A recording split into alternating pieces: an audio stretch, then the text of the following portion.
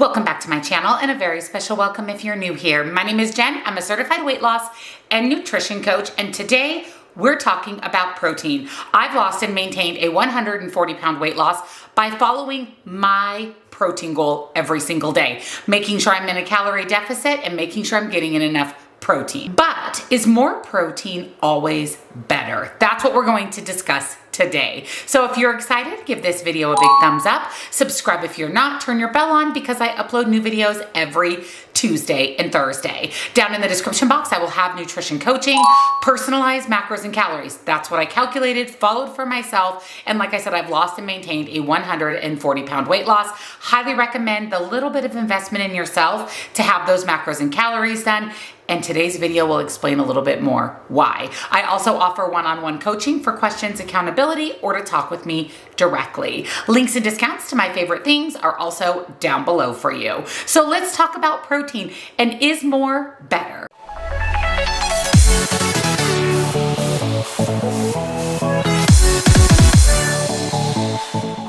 Well, protein plays a vital role in a healthy diet. It's actually the key component to weight loss. There is only so much protein that our body can process, and overeating anything, protein included, can be detrimental. Plus, the effects, the health benefits, the weight loss benefits we're getting from protein is going to vary on the protein that we're choosing. Protein is undeniably essential for weight loss, for building and maintaining lean muscle, immune support, general overall health, and satiety and fullness throughout the day, especially if we're trying to lose weight and we're in a caloric deficit. Making sure we eat enough protein is really going to help us feel better overall. So are there health consequences in regards to eating too much protein? Excessive protein intake, especially beyond the body's needs, may not provide additional benefits and could potentially have some drawbacks. Research suggests that a very high protein intake may not provide additional benefits and could lead to potential health concerns. So the big question is, how much protein am I supposed to be eating? What's too little? What's too much? What's the right amount? Again, those personalized macros and calories that I calculate as a weight loss and nutrition coach will give you the protein goal for you. Every body is different, so every body requires a different amount of protein. But some of the consequences of eating too much protein, number one, it can cause undue strain on your kidneys. Now, if you have kidney related issues, this is even a bigger concern, and I would definitely take your protein goal to your doctor and make sure that that is going to work for you and your health issues. But if you have perfectly functioning kidneys, it's really hard to eat too much protein. But in the event that you do, it can have a strain on your kidneys. If you eat more protein than your body needs, your kidneys have to work harder to get rid of the extra waste and break it down. Over time, the extra workload can cause some damage, especially if you already have kidney problems or at a higher risk due to conditions like diabetes or high blood pressure. This is really important when it comes to protein supplements. You can really overdo protein supplements if you have kidney related issues. This is things like protein bars, shakes, powders, waters, etc. Always have a conversation with your doctor about your protein goal when you have kidney related issues. Like I said, I will give you a protein goal, a high number, and a I want you to eat this every day number. Take that to your doctor and have that conversation. Number two, your body can only use so much protein when it comes to building muscle. Typically, our bodies like to have between 30 and 35 grams of protein per meal. Anything over that it gets dispensed out of our body as waste. It's not going to help build and maintain that lean muscle. It's not going to help build muscle in general for us. It's just basically going to be turned into waste. Now, you're not going to gain weight because you eat more than 30 to 35 grams of protein per meal. The only way to gain weight is to be in a calorie surplus. But our body can only process about 30 to 35 grams of protein per meal. Eating more than that won't necessarily build muscle. Instead, the extra is often just used for energy or removed as waste. Spreading your protein across 4 to 5 meals per day helps your body make use of it more effectively. It's actually really important to spread your protein goal out throughout the day. You should be having some type of protein with every meal and snack, and at the end of the day, you've reached your set protein goal, the one that I give you in those personalized macros and calories. Don't eat all the protein in one meal. Your body needs that throughout the day, and we'll use that most effectively when spread out throughout the day. Eat too much protein, it can crowd those other important nutrients. If all we're focused on is protein, where do carbs and healthy fats come into play? We need to make sure that we're eating a balanced diet, one that includes protein, fat, and carbohydrates. So we don't just want to focus on protein because the carbs and fats go to the wayside, and we absolutely need those. Too much much protein can also upset your gut, aka make you a little bit constipated. When we eat a higher or high protein diet, it's harder for our body to break down protein. It's the macronutrient that takes the longest and burns the most energy, which is actually a really good thing for weight loss.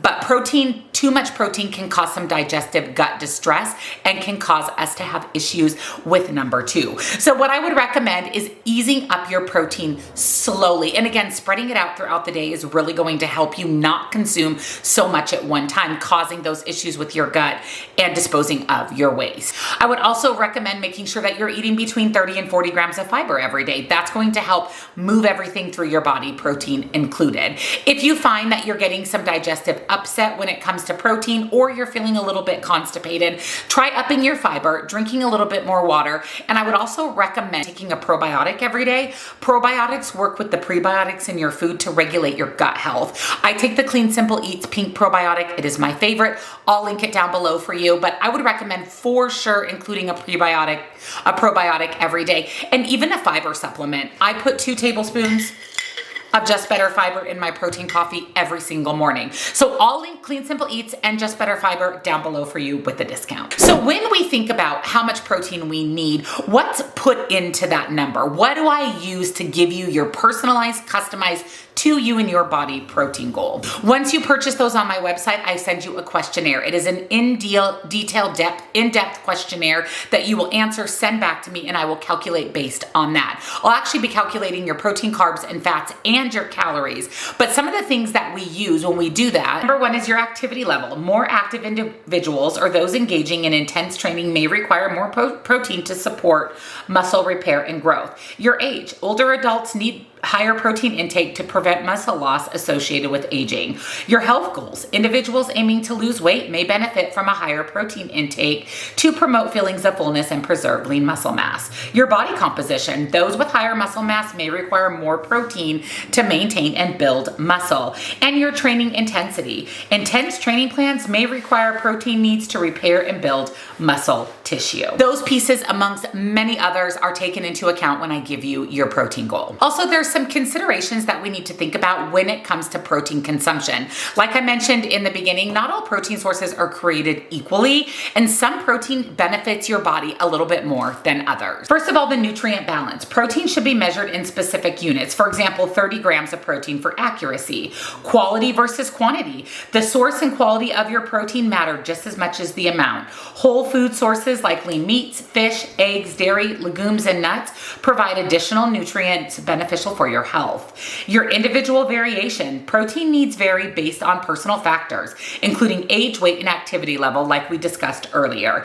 And of course, timing. The time you consume protein can affect its effectiveness for muscle recovery and growth. Distributing protein intake evenly throughout the day may be more beneficial than consuming large amounts in one meal. There are some key factors when it comes to protein that can really benefit your weight loss, your overall health, and of course, maintaining and building that lean muscle. Now, the more muscle we have on our body, the more calories we burn at rest. So we want to maintain our lean muscle, especially as we age, and we want to continue to build that through strength training and exercise. Focusing on whole real food for as much of your protein intake as possible is recommended, and then supplementing with protein supplements. Supplements are meant to supplement the diet that you're not getting through food, but 80 to 90% of your protein every day should come from whole real food, and then I recommend 1 to 2 protein supplements every day. And again, that's things like protein shakes, protein bars, protein powders, protein waters. I will put some of my favorites down below for you, along with the pink probiotic from Clean Simple Eats and Just Better Fiber. Those are all things I would highly, highly recommend. So the takeaway from today's video is every body is different, so every body requires a different amount of protein every day. Do not use online calorie and protein macro calculators. None of them are accurate. If you put your information into 5 calculators, you get 5 different answers.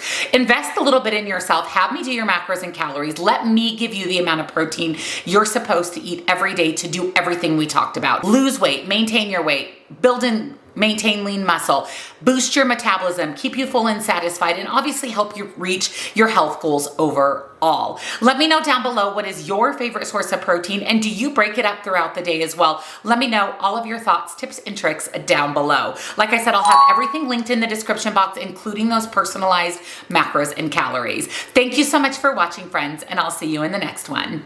Bye.